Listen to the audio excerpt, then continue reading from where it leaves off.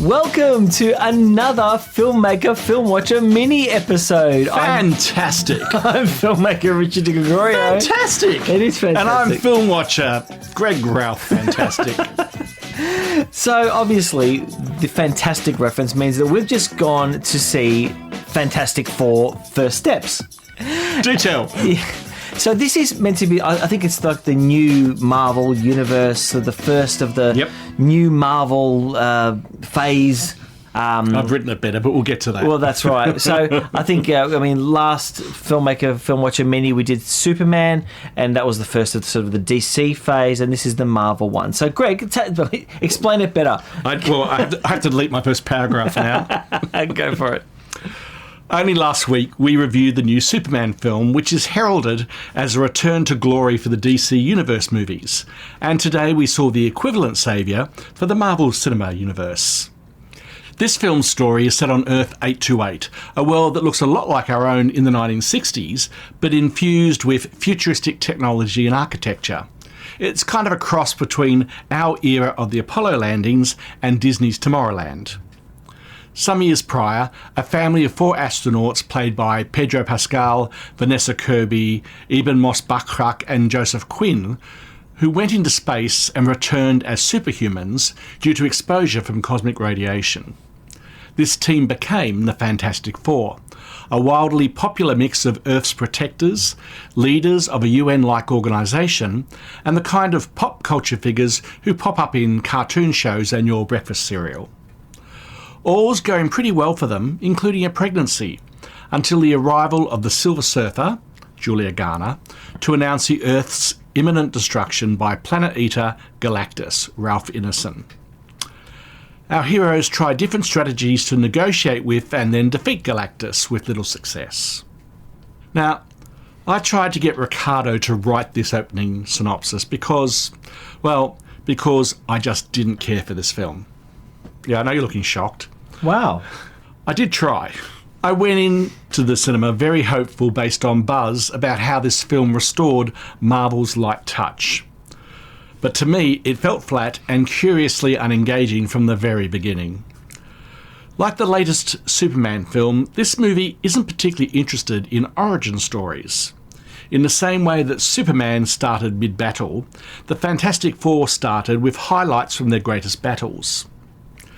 But the thing about origin stories is that you get to know the hero's character before and during the process of transformation.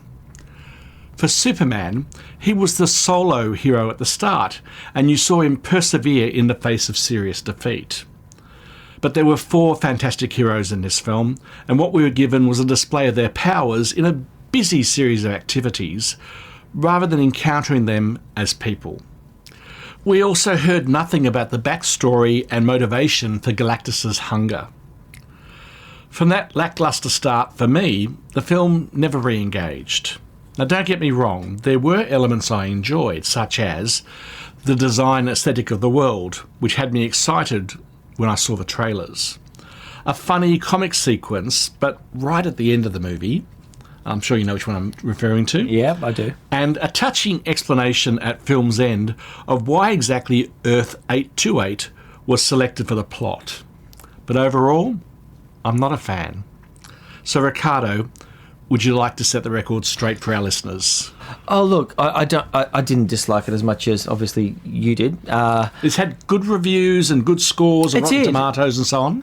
Look, I actually really like the Fantastic Four. I think I used to watch the cartoon along. So in general, I actually quite like them, and I enjoyed the 2002 and 3. I think it was. I think the earlier with Julia McMahon's. Oh, Julia McMahon's Doctor Doom. Doctor Doom, and I enjoyed those films. I didn't mind them at all. I didn't see the 2015. Well, this is Marvel's 4th shot, isn't it? Yeah, I didn't see the 2015 one with Miles Teller and Michael B. Jordan. I hadn't seen that one. Yep. But I love the production design of this. Now, I like this from the trailer, right? And I really love the costumes as well, and the colours, the blues, and the general feel. Yeah, the world's really interesting, actually. I think it's futuristic, but yet 1950s to 60s. And a great job of all the TV things that happened, Yeah. like the chat show That's right. and the news stories, all look late 60s, early 70s to me. So I enjoyed all that, and I really enjoyed Pedro Pascal and Vanessa Kirby's relationship. I thought that was really good. Didn't work for me. No, I thought they were great. Actually, I thought all of them, including Joseph Quinn and Eben Moss Backrack, were all very good, and I enjoyed their chemistry. The thing is, this is the problem with Fantastic Four. We've had The Incredibles, and The Incredibles does it so well. The relationships, Did you feel like the Mole King, whoever he was a reference to the Underminer? Absolutely. Because my son and I on the way home made that exact same comment. I thought of that straight away. Yeah. And I just thought that those films there capture not only the family atmosphere, but You the believe them as a dynamics. family, you believe the Absolutely. characters, Yes. you believe their trials. Yes, but it sets the villains up very well. Yep. Pixar do it well. They do it so well. And I just think that this lacked that. I mean, apparently, look, from the film, I thought there was a bit of tension between Johnny Storm and Reed for some reason, but it sort of never went anywhere, and I just didn't know what. Oh, I thought they were just sledging. Yeah, but at one stage when Reed and Sue get caught out that they're pregnant, yes, and the other two are saying we're going to be such great uncles, and they're kind of leaning on each other, I thought, are they meant to be a gay couple now? Like it was, it was just the relationships were all a bit. Didn't quite know what was going on. I think it was a script issue, not a performance issue. I didn't love the performances, but it was absolutely script. Yeah, but otherwise, I really liked those performances, and I think the Galactus character was very good. I enjoyed I think the film got better as it went along, and I think the second half. No, it had lost me well and truly. No, it hadn't done that by me. No. I thought it was. It's sort of happening. I was thinking ho hum. I was just going, this is just okay, but in the first half. But then the second half, I started getting involved. But there's some silly things in there, just scientifically, that I won't get into the nitty gritty of that. I don't want to do any spoilers. But Reed is so smart. He's a smart scientist. He's brilliant. And to think about some of these scientific things which wouldn't work, I just don't understand. I had problems with his character. Maybe I got problems with his character overall because. Stretchy superpower is a bit naff. It is now. Even though I'm a fan of Elongated Man in the DC universe, but it's still a bit naff. It's like, what do you do? So his saving grace, right, is his scientific ability. Yes. But I just didn't believe it in general. Like he made things so quickly. Although I have to say, I got very confused all the way through the film about how much time had passed between different events. Yeah, right. Like the baby got really old really quickly. I couldn't work out how are they supposed to be. I thought they just took a long time to get back from space. Yeah, well, they didn't tell us that. Again, No, they didn't. Script. But he comes up with this cunning plan, and his prototype is an egg, and he's going to do it to the whole world without any other testing. That's right. And the whole world gets engaged. That's right. And again, we're trying not to say what's really going on here, but I sat there thinking, really? Yeah. I'm not sure he's that great a scientist. But there's another moment when they come back from space. I won't say too much, but he says something to the crowd and says, about the baby. And I'm thinking, you'll know the moment. And I just thought, why would you tell the world that? Oh, yes. I was in there thinking, what a stupid thing to do. What a stupid thing to do. Why would you say that to the world? Because the crowd response is going to be this, and it's exactly what it was. Absolutely. Oh, so why would you do that? You said, I didn't prepare a statement, but bam.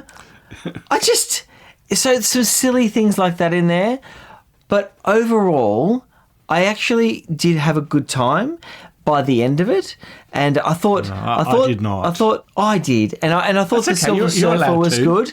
I liked the Silver Surfer. But you got her backstory. You did, yes, you did. Was Galactus was just a plot device? Yeah, I felt like Galactus was like Snope in The Last Jedi in the Star Wars films.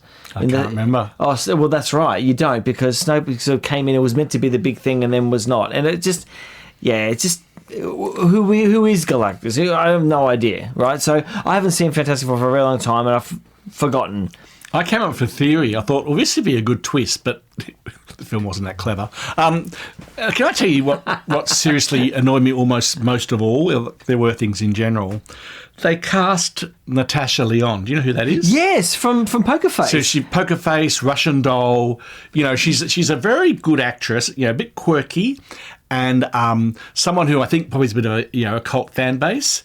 And she had nothing to do. She popped up maybe three times. And there's to quote nothing wrong. the Australian vernacular, she had bugger all to do. There's nothing wrong. And I was thinking, it would never went anywhere. why do they cast her? Unless the plan is to enlarge her role in future films. Yeah. But, give her a bit of a head start. Yeah. Something just I popped agree. up. I thought she was going to do more, quite honestly, because she's so good, and I really like her. I just want to say about the Thing. Now That's the guy. It's clobbering time. Yeah, in the rocks. He's made of rocks. Now, it starts and you're seeing all the fights they've had and all in the past when you're trying to get to know these characters again at the very beginning. And it looks like the Thing, and that's fine. But during the film, he develops a rock beard.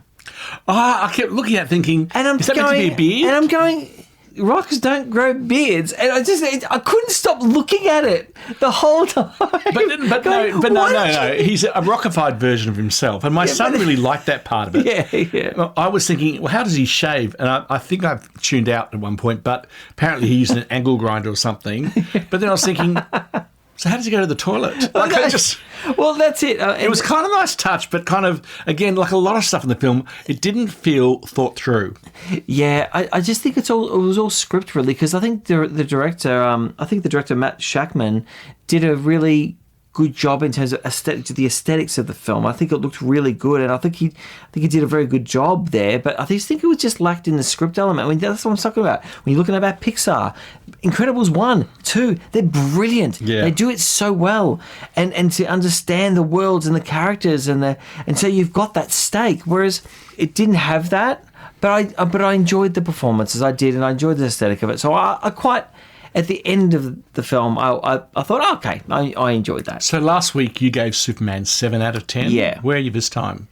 A 6.5. Well, last week I gave Superman 7.5. Yeah.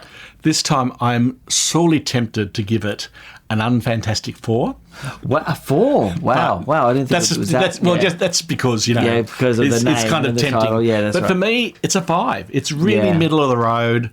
I had expectations going in, and I just sat there thinking, oh, yeah. Yeah, 6.5. Fantastic.